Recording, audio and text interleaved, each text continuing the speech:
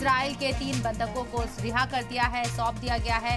Hamas ने 3 Israeli बंधकों को रेड क्रॉस को सौंपा है। तीनों खवातीन इजराइल पहुंच गई हैं। गाजा सीजफायर के बाद घर पहुंची हैं। वाज़ेह रहे कि 15 महीने बाद गाजा जंगबंदी हुई है दूसरी मर्तबा। इससे पहले नवंबर 2023 में सीज फायर हुआ था, जंगबंदी हुई थी। उसके बाद लगातार कोशिशों के बाद अब एक बार फिर से जंगबंदी हुई है। 6 हफ्ते का पहला फेज है जंगबंदी का। उसके बाद आगे सेकंड फेज के लिए बातचीत तो होगी, लेकिन फिलहाल जश्न नजर आ रहा है। एक तरफ गाजा में जहां फिलिस्तीनी कैदियों के बदले जो बंधक बनाए गए थे हमास के जरिए उन्हें रिहा करने का सिलसिला शुरू हो गया है। पहले फेज के अंदर आपको बताएं कि 33 बंधकों को रिहा किया जाएगा और उसके बदले फिलिस्तीनी कैदियों को इजराइल अपनी जेलों से रिहा करेगा। ये तमाम डील हुई है और पहले दिन जिन 3 खवातीन की फोटो आम की गई थी, इन्हें रिहा किया जाएगा हमास के जरिए। आज उनको रेड क्रॉस को सौंप दिया गया है।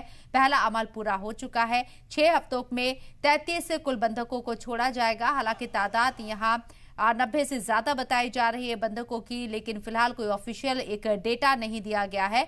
बावजूद इसके पहले फेज में जिन 33 बंधकों को छोड़ा जाएगा उसकी लिस्ट इजराइल को सौंप दी गई है हमास के जरिए और अमल शुरू हो गया है। 3 बंधकों को 3 बंधक खवातीन को रिहा कर दिया गया है, रेड क्रॉस को सौंप दिया गया है हमास के जरिए।